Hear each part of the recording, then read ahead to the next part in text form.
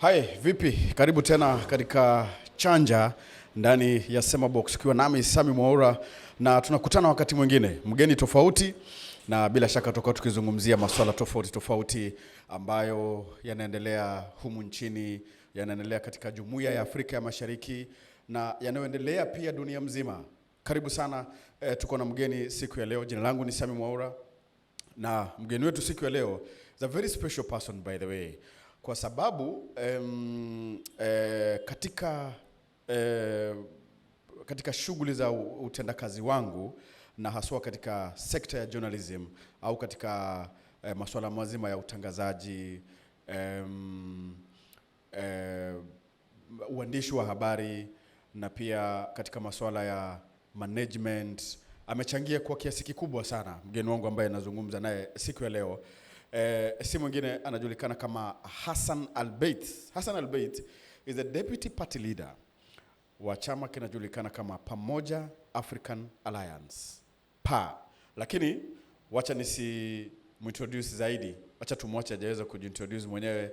Mr. Albeith, how are you? I'm good, alhamdulillah. Na ni furaha tele kuweza kupata fursa kama hii kuja kuzungumza na SemaBOX, na niseme kwamba nimefurahi sana kuona hii concept ambayo mmetengeneza na ni mambo ambayo na tayatilia kishindo na nguvu ili counties ziweze kutengeneza kuunda vitu kama hivi. Ni vitu ambavyo muhimu sana katika ku relay information to the communities. Yes. Wonderful. First of all, Mr. Albeith, you're a very special person to me. Thank you. And a very special guest, by the way, because you have a lot of information. Matters governance, matters politics, matters policies. You totally understand coastal issues. And you even have solutions. But maybe you don't have the platform now to implement the solutions. But before tuweze kuzungumzia mambo hayo, first of all, tell us, who is Hassan Albeith? Precise to the point, Hassan Albeith was born, I'm not sure, I was just told that I was born on March 3rd, 1967. So I went to madrasa school first, then I joined primary school. At an old age, when I was around 12 years old, go to standard 1. But good enough, I went to primary school for only 4 years, and I finished standard 7. So I had already recovered. Instead of learning for 7 years, I learned for only 4 years. Thanks. Then I was one of the best students. I was the best student in Lamu County. Then I went to national school and finished in Lamu Boys. Then I started working, went to college, Niome, and now the so-called TUM, Mombasa Polytechnic. I did a higher diploma in community development and counseling, 3.5 years. And then I registered an online course. I had the so-called international relation, diplomacy, majoring in business administration. Then I went to Mount Kenya University, and I did governance and ethics. That is in terms of my education experience. I've worked in different companies. I've worked in Malindi Bus, as a general manager, another company called Amana Freighters as an administrator. And also I started my own business. I had 2 businesses called Al Hasnain Traders. Then I had Zainab Traders selling gas. Now I have a bit somehow retired in terms of business. But I have my company called Fawatim Consultants. I do consultation in terms of conflict management resolution. If you want to start a business, I give an idea on the economy, the so-called recession, the good business, the branding. I can advise you, particularly on production and the cost. So this is exactly currently what I'm doing. I'm also working in one of our organization called the Mikdad Ranch as a consultant in terms of ranch management. Yes. What about the politics? You see, umetuelezea naamini hapo the professional part of you. I started 2007. Before then, I was really support of Baba through former Prime Minister. Former Prime Minister, through IPK, and through the councils of Imam. So 2007, I vied for, by then it was councillor, and I won. Then my next election was I vied for mayorship, the so-called chairmanship of Lamu Court Council. So I was a mayor I was a councillor up to 2013, a mayor up to 2009, because there are 2 terms. So the second term, I never vied, so there was another guy. So by then on 2013, I vied for the senatorial, and 2017, both time I was number 2. Unfortunately, I don't want to say, because part of politics is to steal votes. I wasn't good enough to steal, or rather maintain my votes. So that's how I lost. And I'm planning 2027 to go back. I've already declared I'll be still vying for senatorial. As you put it, I'm a deputy party leader and acting party leader. Currently, I'm also acting party leader for Pamoja Africa Alliance, which we have 3 members of the parliament, 2 in Kwale, 1 in Kwale, and 2 in Kilifi. The so-called Tungule Ganze. Kaloleni, we have Kengamupe. And then in Kinango, we have Gonzirai. And then in Taveta, we have 5 members, almost 7, plus nominated, MCS. And Kwale 5, and Kilifi 7. So roughly, we have around 27, including the nominated MCS. So for the first time, PAA is the best party that have produced 3 members of the parliament as a custodian party. Most of the time, it's only 1. Only 1. So at least we are called parliamentary political party. Or parliamentary political party. Because if you have a party and doesn't have an MP, it's called a political but not parliamentary. Not parliamentary party. Yes. Because it is a party that doesn't have has no representative in any of the assemblies, even county assemblies. Yes. Oh, okay. So as we are number 2 apart from ODM, we are even better than UDA in terms of MCAs. You see, like number of MCAs. Like Kwale, they had 2 ODM, we had one PAA, and then one another party. So at least we in Kilifi, we are number 2. We don't have UDA in Kilifi. Only one, Owenbaya. So in Kilifi, so PAA is better represented in Kilifi than UDA. Yeah, exactly. UDA has only 1 MP. And PAA have to then the ODM. When in terms of MCS, in fact, we are number 2 from ODM. From ODM. Oh. Yeah. Wow. And Mr. Albeith, by the way, talking about politics and currently what is happening around, ODM was attaining 20 years, and the celebrations were actually in Mombasa. What is your opinion concerning matters concerning ODM? I know you're in PAA, but ODM celebrating 20 years, a huge milestone in terms of politics. What does that mean? And what is the future of our political parties? Okay, your question is more general, but I'll try to tackle. I want to tell you that in 2007, I vied via ODM.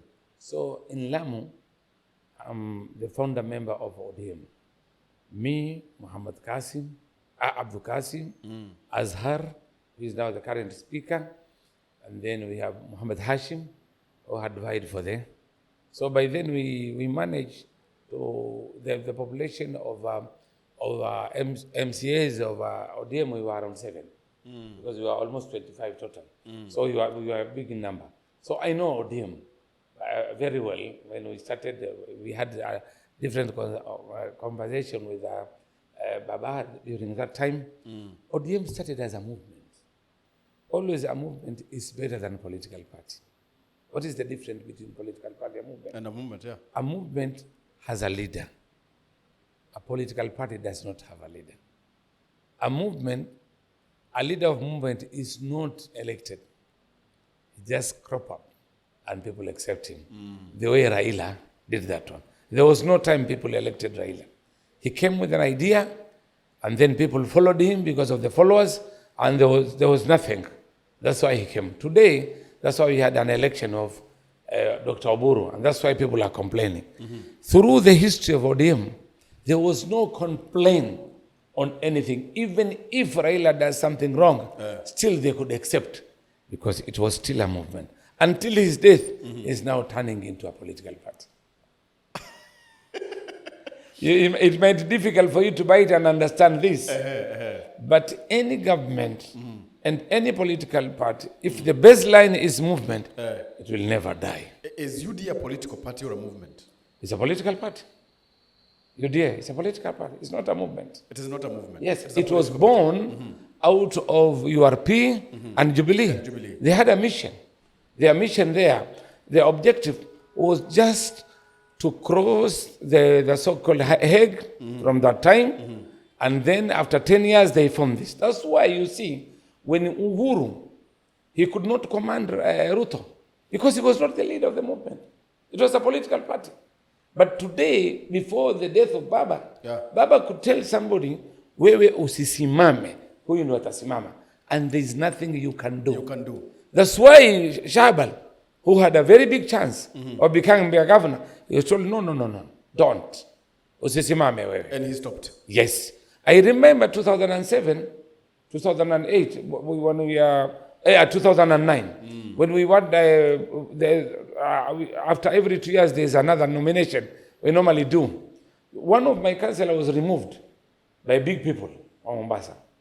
When I complained to Baba through Anyang said, listen, if you want to remove this guy, talk to Albeith. You see, because that was a movement. It was not about who has more, who doesn't have. So this is very different. So the number one. Number two, movement has an ideology. So is political party. But the ideology of a movement does better because of the leadership. In Arabic, it is called Qaid Tanzim. Why is Iran more successful? It's because it has a leader, not a president. Not a president. This country does not have a leader, has a president. That is one of the biggest problems. Nyerere, when he died, he was still the leader of Tanzania. An ANC. Yes, an ANC. And he still commanded the leadership. And CCM, that's why every now and then he was telling them, we have to follow the same ideology, socialism. Did former president, Tanzanian president, late Julius Nyerere, had different ideologies? Yes. Ukitofautisha na viongozi wengine wa Afrika Mashariki, then our founding president, Jomo Kenyatta. How come Tanzania looked differently? Okay. Now, Nyerere, when he came with an ideology of ujamaa. So ujamaa was against capitalism. Fine. Was against us, even social democrat. Though it was close to social democrat. These are the political ideologies. So he said that we are all equal. It was that is Julius Nyerere. And what he did, he made sure there is only one language, Kiswahili. If I want me to give a simple example, an Asian Tanzania, Muhindi wa Tanzania, and Mjaluo wa Tanzania, na Masai wa Tanzania, na Mwarabu wa Tanzania, they always address one another as ndugu. As? Ndugu. Yeah. You see, ndugu, brother. And the inset of Swahili, they talk. Lahaja ya Kiswahili ni moja.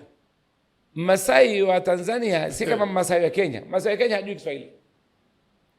Ha understand, lakini Masai wa kule. Muhindi wa Tanzania asemi, bana wewe pana kuja hapa, asemi hivyo. Anakwambia ndugu vipi kaka? Mbona unajua kuja bana? Ona umechelewa kaka bana. Unaona? Kwa hivyo ile language ili create umoja na usawa. Ikakimbiza capitalism. Ilipokimbiza capitalism kulikuwa kuna amani. Na Nyerere alikuwa akifanya hivi sana. Na Nyerere alikimbia sana kuweka udini, despite yeye alikuwa very Christian. Lakini aliona hatari kwamba nikiweka udini hapa italeta matatizo. And that's why aliwa convince sana wa Zanzibar kwamba nyinyi ni dini moja, ni kabila moja, tuungane tufanye Tanzania. Kwa sababu mkikataa kufanya Tanzania, mtakuwa Wazanzibari na Wazanzibara. Unaelewa hiyo maana? Wazanzibari na Wazanzibara. Mfano leo kuna Wagiriama na Wadigo, Wanyika na Wapwani. Wadigo wa Pwani ni tofauti na Wadigo wa Nyika. Pengine nyinyi hamuelewi. Sisi kwa sababu sisi ni ndugu tuelewa. Nyika ni plateau. Kwa hivyo kuna Wagiriama hawajui bahari. Kwa hivyo wao behavior zao ni tofauti. Na kuna hawa Pwani kama Waswahili. Sasa aliwaambia kwamba mkiwa Wazanzibari na Wazanzibara utakotekana na tatizo moja. Utaanza ukabila. Kwa sababu watu wa Pwani they are more classic. Na civilization kwa sababu ya kumix, si mashua itakuja kutoka India, mashua itakuja kutoka Amerika, kutoka nini. So we mix cultures. Unlike watu walioko interior, they don't mix culture. That's why hata wewe ukija Mombasa, after sometimes unabadilika kulingana na tuna ile very big influence. So yeye alikuwa anapigania sana, hata katika maneno yake Nyerere akisema, mimi kuna mambo sikubaliani naye Nyerere, lakini kuna mambo alikuwa akiyasema kwamba hakuna mwizi Mkikuyu, mwizi yeye, hakuna mwizi kabila, mwizi ni mtu, alikuwa akikataa. Kwa hivyo ikiwa mimi nimeshikwa kama kabila yake kwa kitu Nyapara, I don't hata nasahau, mshafahamu, ama Muhea akiwa ni mwizi yeye. Wahe wote si wevi. Kwa nini tumpiganie mwizi? Sasa ni kinyume Kenya, Mjaluo, Mbaluya, Mkikuyu akipigwa, mpaka wabunge wenda kumtetea mwizi. Kwa sababu ideology ilikuwa ni ya jamaa. Mwizi ni mwizi wewe. Usitutie sisi sote kubali kwenye. So hii alikuwa nalo, na ndio utaona development rate growth ya Tanzania it was slow, watu wakaona ni wajinga. No. Lakini waliweza kubaki salama.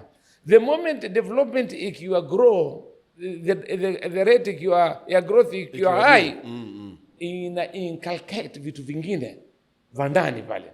Sasa vikiingia vile vitu vina compromise your standard of living na culture yenu. So we need to be very very very careful.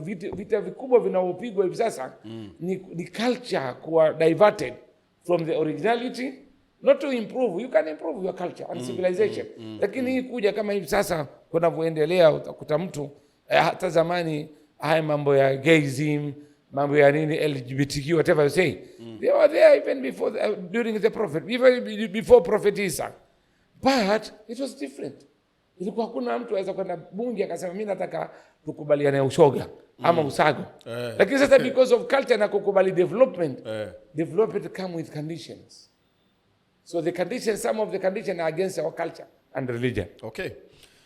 Tukirudi katika masuala mazima ya chama, tukiangazia chama cha ODM. How do you describe ODM party without Raila Odinga? Who was the party leader? In fact, we were coming to that back because the question ilikuwa imelenga, ndo nikaja nikakuonesha tofauti ya movement na political party. Kwa sababu huyu alikuwa ni kiongozi, na utaona kwamba ule uongozi wake ulimfanya yeye aunde serikali despite akishindwa. Kwa hivyo kuibiwa kwake bado he was still in the government because it was the movement. What I'm fearing now ni tutaweza kupata kiongozi si mwanasiasa kama Raila. Tukiweza kupata kiongozi kama Raila, then ODM itaweza kuendelea. Na sijui alikuwa na plani gani ya transition yake. Transition leadership, we don't know. Ama pengine alikufa ghafla, lakini kama kiongozi he was not supposed kufanya vile. Na kama hakufanya, then he has done a very big mistake. Kwa sababu hizi huyu aliweza kuweka kabila tofauti pamoja. So ikiwa hakutapatikana movement leader, then we are going to ODM is going to fail. Itasambaratika.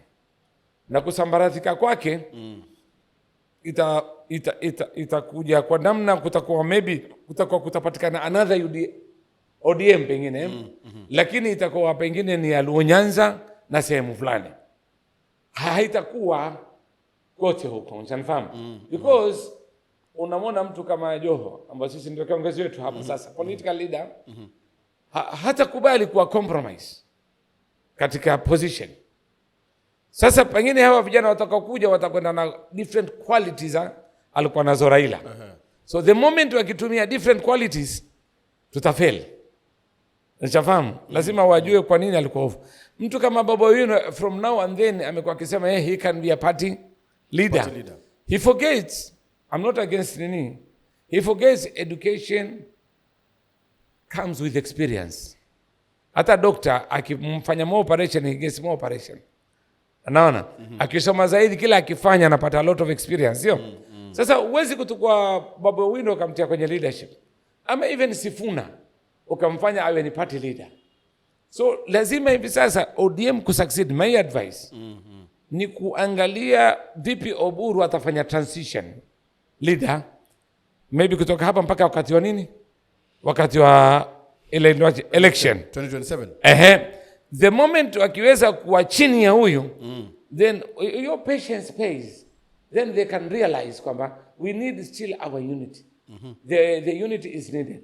Mind you, mimi as a deputy party leader today, and I want to say without the contradiction, without the fear of contradiction, I will really welcome Hassan Joho to come and join PAA. Because I believe the coming up of Hassan Joho, if we have 3 members of the parliament, at least he can give us another 7. Mind you, PAA with 7 members of the parliament, 10 members of the parliament, and we get at least 2 senators and only 2 governors. Today, see Abuba Roba, how much is he controlling the government?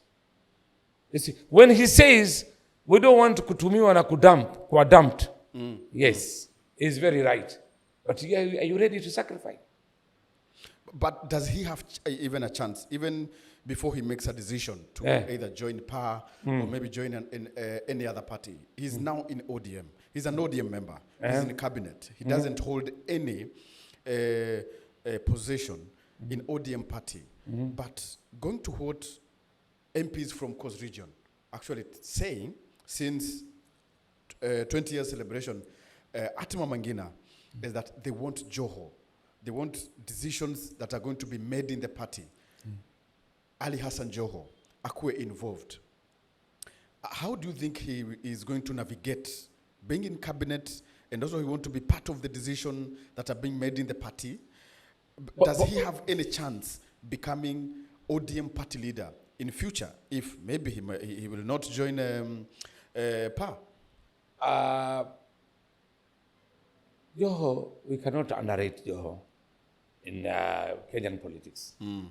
There have been a lot of accusation from other presidents like Kibaki, then came Uhuru, and then Ruto started with accusation and fighting, and today he's still in the government. So it seems there are some techniques, or maybe another formula that Joho has that maybe we don't know. Number 2, Joho is very influential when it comes to Coast Region. Very influential, there's no doubt about that. And politics is about numbers. Politics is about numbers. For Joho to be a party leader, I don't want to say anything, but it might be very difficult, according to me. Don't forget, there is a lot of ethnics in our politics. So, and if you see the ratio, the numbers of the politics, the number of members of the parliament, or whatever that is going to send to ODM, maybe the best you can get is 20%, maybe. For example, if ODM has 100 members of the parliament, for example, maybe the best you can get is 20, not more than that. You see? So you can see 20, that means it's 20%. You see? And there are people who can bring more. But there's an element of money. Joho has money. And he's ready to spend money. You see? And Kenyan policy, one of the factors is money. You see? So he can spend money. And Coast Region, everybody needs Coast Region because of many things. You see? Business, everything, political, economical, socially. And I don't think if there's anybody who can come and stand and against Joho currently, based on the many factors. Maybe King, but he wouldn't have to go into that. So Joho, according to me, and my advice, could be more safe if he goes with his own political party. He'll be very safe. Very safe, because he'll still get a ministerial position without any problem. And he can get a number of parastatal. Because CF the robber, he got PAs, he only have 2 governors. And I think 5, 6 members of the parliament of that county. He's negotiating a lot in terms of the government. And as you see with whatever is going currently, whatever is going on right now, okay, Joho, according to the trend now, he would love to continue with ODM. No, with ODM, but supporting President Ruto. He wouldn't love to have their own presidential. No, he's against that. That's my anticipation. I might be right, I might be wrong. I might be wrong. You see? And he cannot go to Gachagua. In politics, in politics, because you know, it's not against Kalonzo, this politics. It is Gachagua and Ruto. That's the reality. You see? Now, it will depend how good, there's a lot of dynamics, and it is still very early. Very early to do all these things. You see? You never know, maybe Ruto might decide to via ODM. He might rejoin ODM. Yes, rejoin, exactly. You never know. It's very possible, as you put it. Because now, according to the trend, okay, he still has some votes in Mount Kenya. Yeah. But how much? What percent? Some will say very little, very little. Let's assume 20%, if it is 15%. possible. What is the 20%? What is the 80% of Mount Kenya votes? How many millions is that? You see, and now currently there is a hatred going on. Luos, as you see, they cannot match. Yeah. Luyas always wanavunjika na Kamba. Kwa hivyo there is a lot of challenge. So Coast region, if we can sit together, regardless of our political party, we can form a very big, strong that can negotiate to the government. So what we need is a unity of purpose. Very good. You were talking about Coast region forming one huge, strong political party for 2027 elections. But do political parties represent what is it called?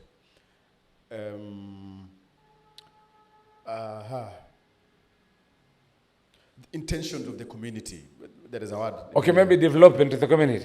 Exactly, yeah. Very good.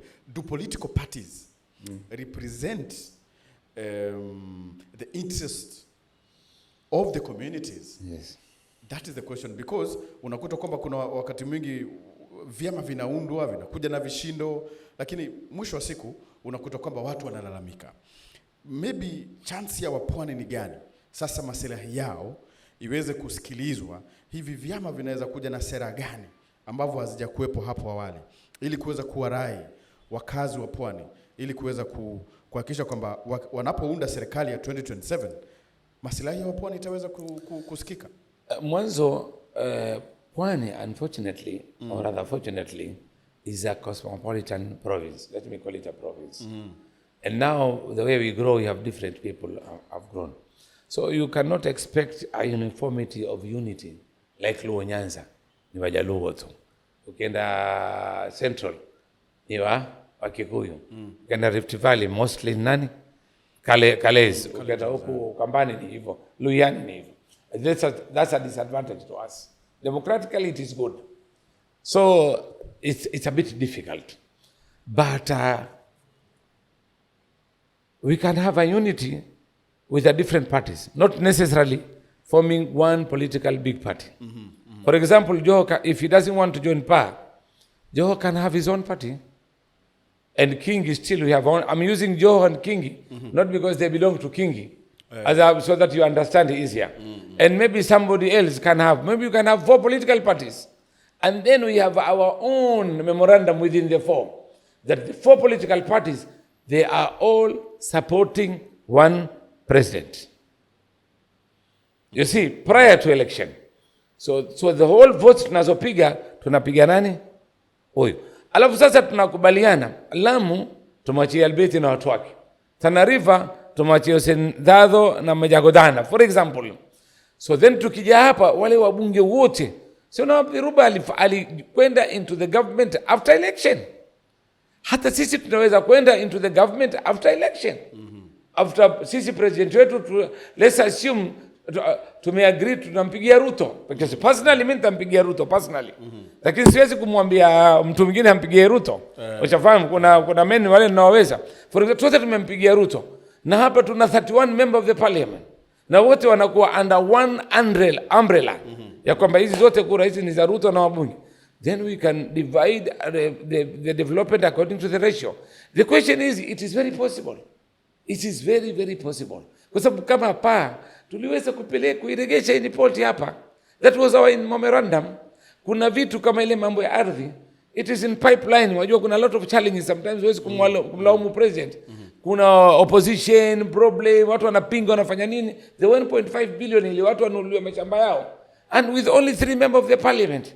So there are mambo ambayo ya mkatalamu, kuna mambo ya tume improve sisi.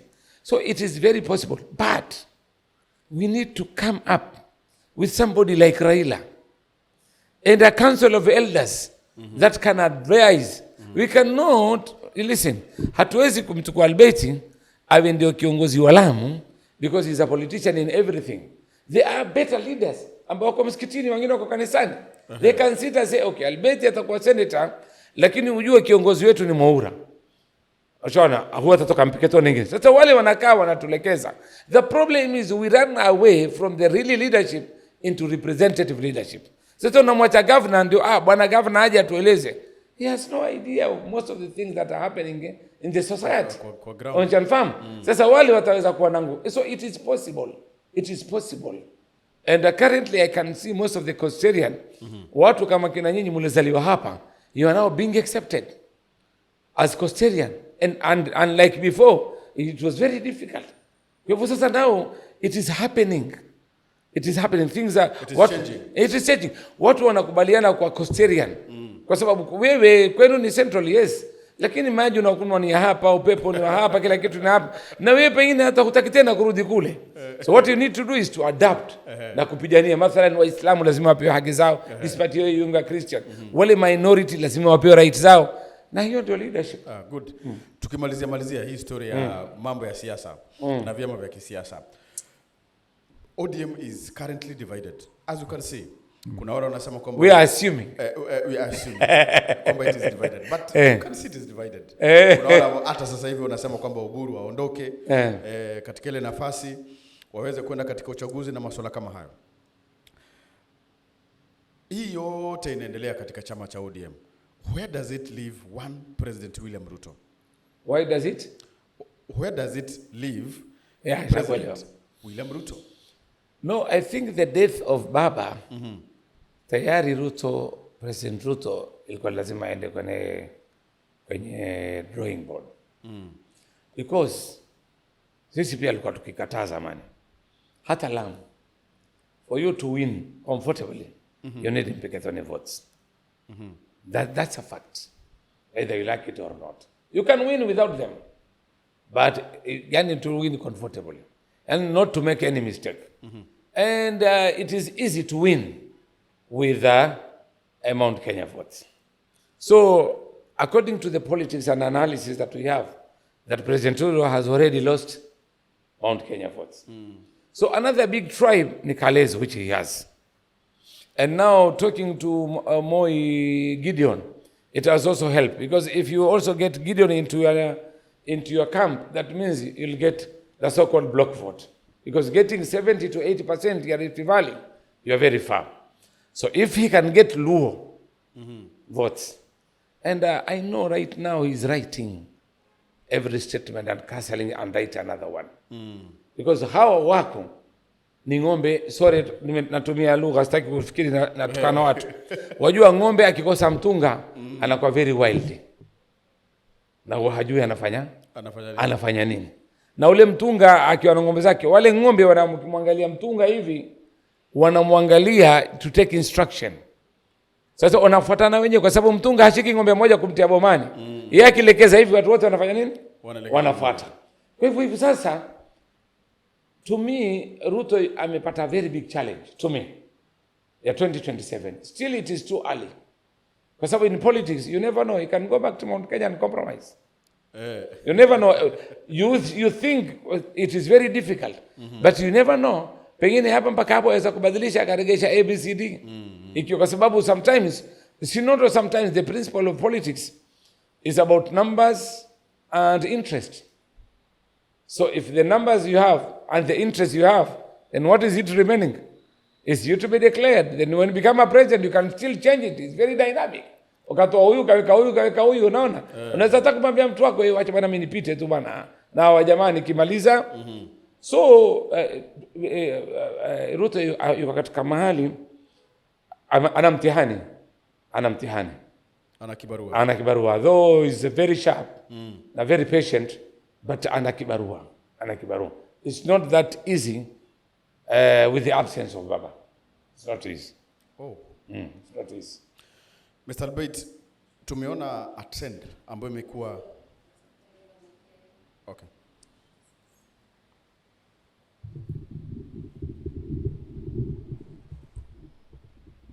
You karibu zaidi.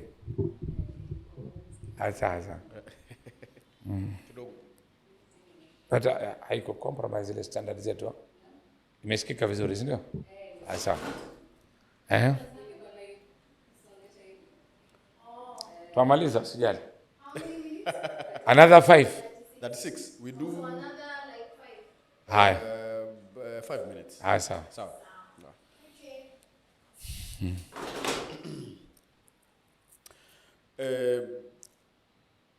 Mr. Albeith, asante sana kwa maelezo yako kuhusiana na masuala ya uongozi. Lakini hatuwezi kumalizia haya mazungumzo bila kuzungumzia yale ambayo yameonekana yana trend katika Afrika ya Mashariki. Na hasa tukiangalia uchaguzi wa Tanzania wa hivi punde ambapo tumeona viongozi wa kisiasa wakizuiwa kusimama nchini Tanzania. Tumeona mashirika ya kijamii yakizuiwa kuhamasisha wananchi kuchagua viongozi wa sawa, haki zao za kikatiba za kushiriki uchaguzi. Humu nchini Kenya tumeona maandamano mwaka uliopita, vijana wa Gen Z. Wengine waliweza kukamatwa, wengine wakapotea. Viongozi wa mashirika ya kijamii, watetezi wa haki za kibinadamu kuonekana kunyamazishwa, wengine kukamatwa. Na tumeona pia ikikuwa trend ya kwamba mashirika ya kijamii na hasa viongozi wa mashirika ya kijamii, activists ukipenda, wakienda katika mataifa haya, hata Uganda, wanakamatwa, wanapotezwa, wananyamazishwa. Labda pengine Mr. Albeith, tueleze, hii ni demokrasia inatekelezwa katika Afrika ya Mashariki? Kama ni demokrasia aina gani, au ni udikteta unaoshuhudiwa katika Jumuiya ya Afrika ya Mashariki? Katika political ideologies, apart from democracy, kuna kitu inaitwa authoritative leadership. Kuna leadership inaitwa delegative leadership. So this is autocracy leadership pia. That is the type of leadership. Utaona according to their characteristics, utaziona like they are very much democratically process, but in reality no, because for any democracy government or policy organization to succeed, there must be a checks and balance. So the moment checks and balance is compromised, haiwezi kupatikana. Na the trend we have in East Africa, utaona Kenya, it's better in terms of democracy. Because somebody like me, I can say President Ruto amefanya makosa, naweza kusema waziri fulani, wengine tutaitana paka hivi, though it's not ethically right. Lakini at least we can say kwamba tuumia tufanya nini. Unfortunately in Tanzania and Uganda it's very difficult to criticize the president, and that is the start of democracy. So to me, I'm sorry to say this is a dictatorship. Sorry to say this. Despite I have no problem with Museveni, neither Mama Sulu. What I believe is that sometimes for you to ascend into leadership, you need a dictatorship. But the moment you ascend into leadership, you need to change from the dictatorship and you go to delegative.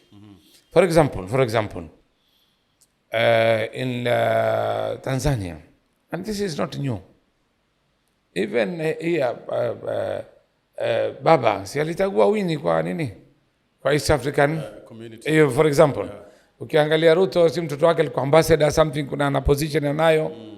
Ukiangalia Uhuru, ule anti yake si alikuwa nani, yule senator, yule alikuwa senator. Albeith Mugo ashawahi kutaguliwa several time. Angalia Uhuru, aliwahi kumnominate mpaka Dr. Oburu. Nepotism, you see.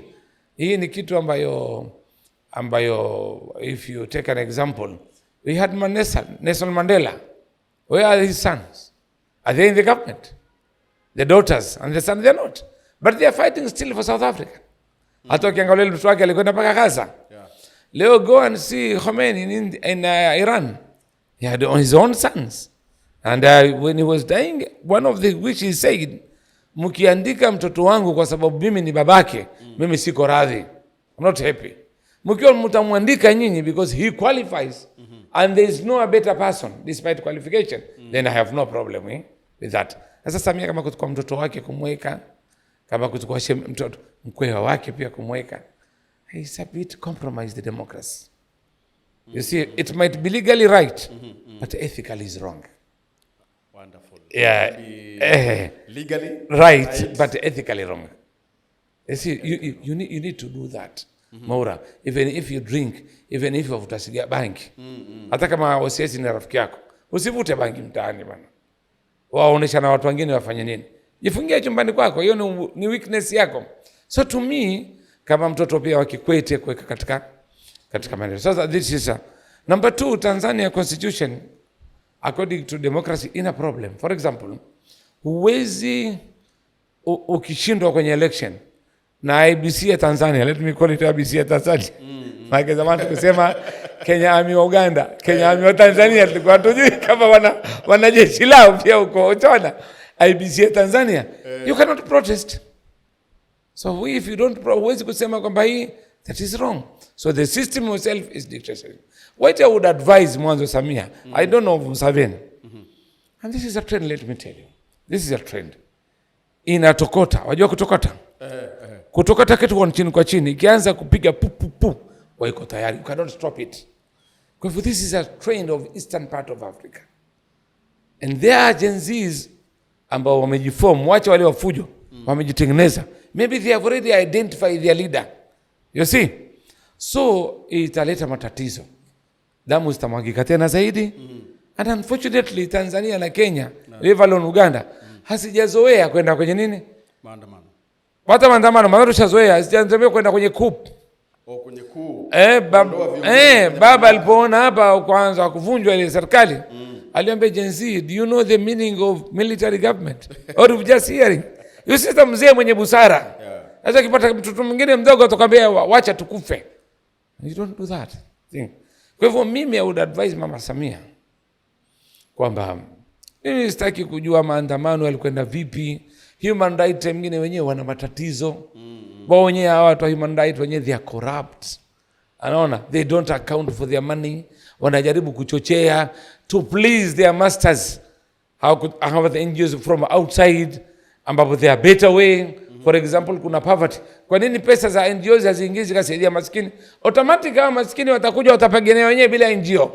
Sasa ukiangalia up to now the NGOs we have like Africa, what has it attained? You see? So these are the types of challenges that we are facing. Sometimes we are really using a wrong approach to create the right thing. Huwezi kutawadha kwa mkojo bana. Swala yako haito si bana. Majimeta huwezi, you cannot do that. Ama huwezi kwenda kanisani na janaba bana mpaka uoge. Unanifahamu? So this is a trend. My advice to Samia, I'm a very young person. Let me tell you one thing. Leadership is not to be a president. Is how you maintain the president and leave a legacy. That is the most important thing. So Tanzania hivi sasa angeanza mazungumzo. And I was thinking that he is going to elect some of the opposition katika nini? Wawe katika ministerial. Yes. to me could have been the right approach. Na yeye aendelee polepole yale makosa yake. Sasa kuchagua hivi ni kwamba ame decide. Na hii hata pengine si makosa ya Samia as an individual. Ni system ya CCM yenyewe imekuwa hiyo ndio problem. So hata Tanzania Bwana Mwaura, wamjua mtu akiitwa Mobutu Sese Seko? Yeah. Waweza kukumbuka kama umesoma kulipokuwa na revolution alikimbia vipi Zaire? Wacha nikusaidie in the interest of time. Alipanda ndege ya mbuzi. Yeye alikuwa kiexport mbuzi Fransa. Ile ndege alikuwa impakiwa mbuzi ndio ilikuwa iko available. Akapanda akakimbia. And Seseko, he was a rich king with everything in France. Every weekend akaenda France kwenda kustarehe kutoka nini akirudi with all the gold. Na hivi ndivyo alifanya. Shah Iran, he led for 3,000 years as mfalme. Akatolewa na mtu speak wa msikitini, shekhe wa msikitini, kama bishop, ndo alikuja kuleta revolution. Na mimi nataka kuambia ndugu zangu wa msikitini na ndugu zangu wa makanisani, msifanye siasa ya kutagua mtu yani kwa sababu ni Mkatholiki, katagua mtu kwa sababu ni Protestants, ukatagua mtu kwa sababu ni 7 days. No, Anglican, don't do that. Sote ni watu wa Mungu and we believe in God. Tagua mtu hata kama ni Muislamu ambao ni mwadilifu atakayeweza kuongoza. Or else sisi watu wa misikiti na sisi watu wa kanisa wa Uislamu na wa Kristo, God is watching us na atakuja siku moja kutuhukumu ndani ya makanisa yetu na kwa tumeshika misalaba na Qur'an. Wow, Mr. Hassan Albeith, a politician and deputy party leader of African Party. Pamoja African Alliance. Pamoja African Alliance. Asante sana kwa kuweza kupata muda. Tutakutafuta siku nyingine tupige mazungumzo zaidi hapa katika Chanja ndani ya SemaBOX. Asante sana. See you next time.